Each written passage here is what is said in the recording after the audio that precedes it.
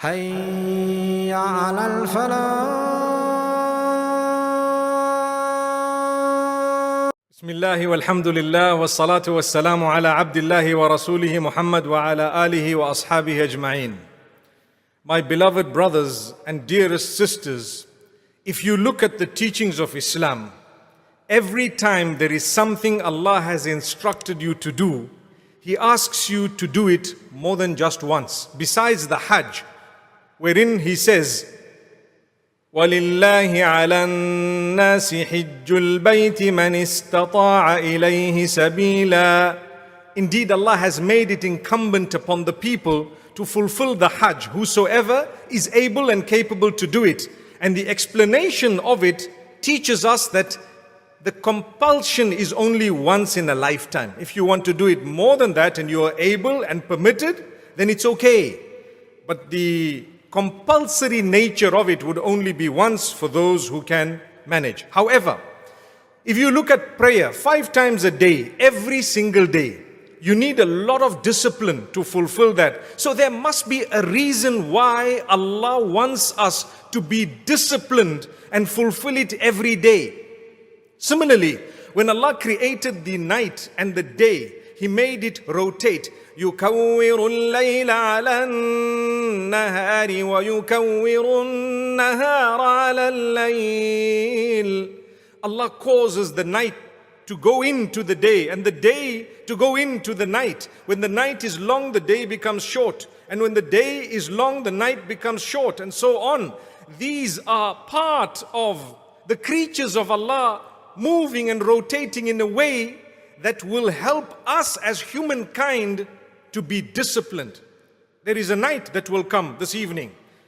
And Allah says, He created night in order for you to recline and rest, and day in order for you to work.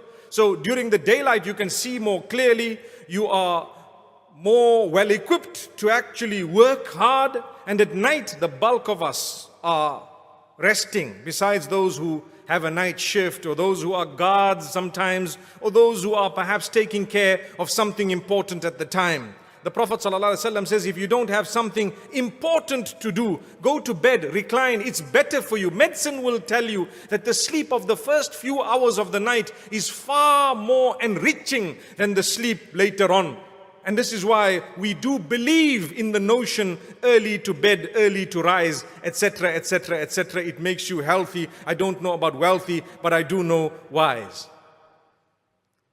Wealthy too, my brothers and sisters. If you get up early in the morning and you're keen on going to work and working hard, with that dedication you become wealthy. Meaning, you will not be a lazy person, my brothers, my sisters. Think about it for a moment. When you give your charities, you are told to give them regularly. The zakah is compulsory once a year, every year. You have to calculate what you're worth on a regular basis. You are told to give out a daily sadaqah. How is that?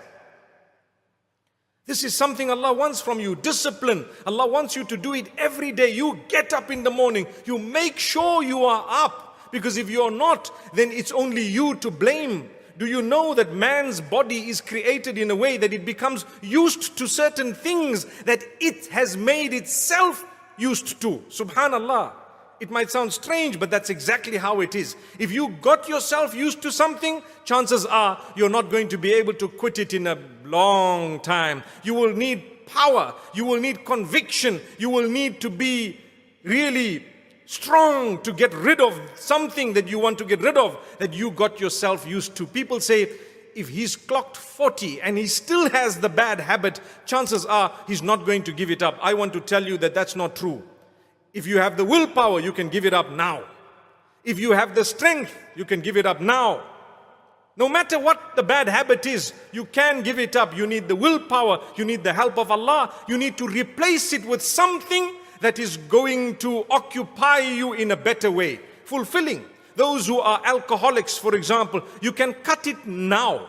That's what it is. You don't need to say, oh, I'm addicted, but you will have to change your habits. You will have to change so much. You might have to change your circle of friends. You will have to change perhaps your phone number. You might even have to shift out of the area if you're living in an area that is causing the problem. Sometimes you must identify the bad habit I have. Is it because of the friends I have? Then you've got to change them. Is it because of where I live? Then you've got to move out of there. Is it because of perhaps my usage of the internet? Then cut it out. Or make sure that you let someone in whom you look up to.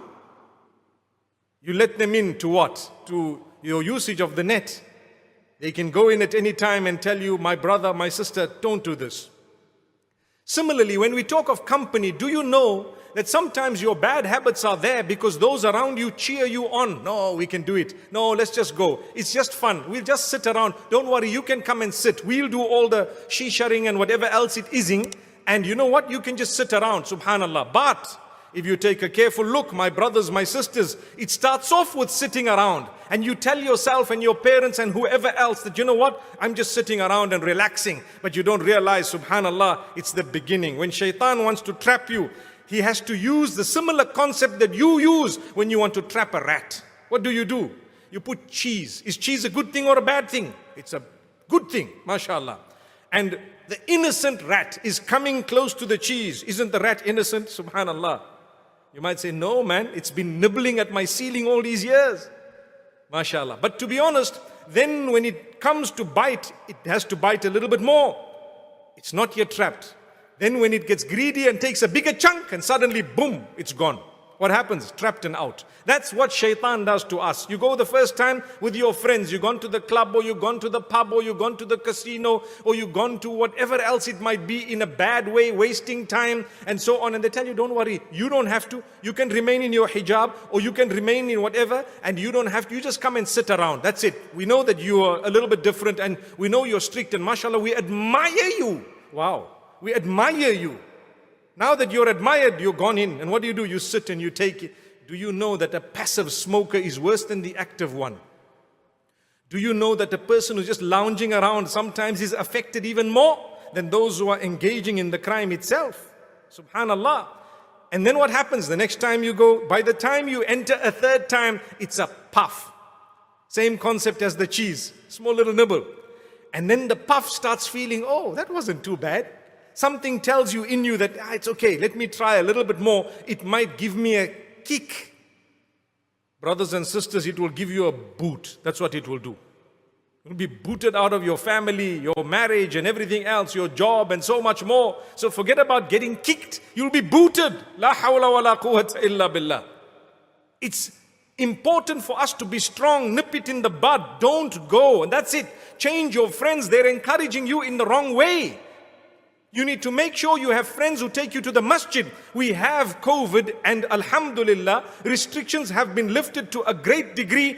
We must encourage everyone to come back to the masjid. We have to, because people have now developed a habit. What did I tell you at the beginning? When you get yourself used to something, there comes a time when you're going to have to use that power and be convinced and use your energy and force yourself to do the right thing for a while. And then it will be second nature, mashallah. Ask those who get up for Salatul Fajr. If you used to getting up for Salatul Fajr with your alarm clock, the day you didn't set it for some reason, you'll still be up 5 minutes before the alarm. And then there comes a time when, even when you set that alarm, 5 minutes before the alarm, you're up and you got to turn it off so it doesn't disturb everybody else. I see some of the brothers are smiling here because you know what I'm saying. That's a plan of Allah. Your body is more sophisticated than any computer. Forget about 5G. It's about 20G, I think, subhanallah. Allah grant us goodness. It's so complicated. Allah Almighty knows. That's the reason why He makes you do things every day. He says, get up before the sun rises. Next day, get up before the sun rises. Next day, get up before the sun rises. The week later, get up before the sun rises. A month later, get up before the sun rises. When you're 50 years old, get up before the sun rises. When you're about to die, get up before the sun rises. Why did Allah say that? Discipline. He wants you to do certain things. You may know some reasons and you may never know the other reasons. But when you discipline yourself for the sake of Allah, you will lead a very content life, very happy.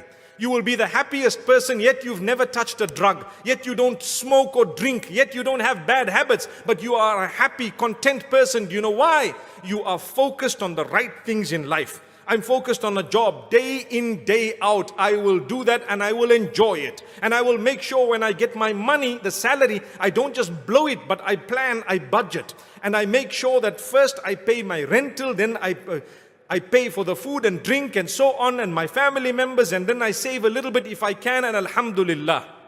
Rather than, ooh, today I got my first paycheck. So what are you doing with it? Oh, what did I do with it, you mean? La hawla wa la quwwata illa billah. It's gone already.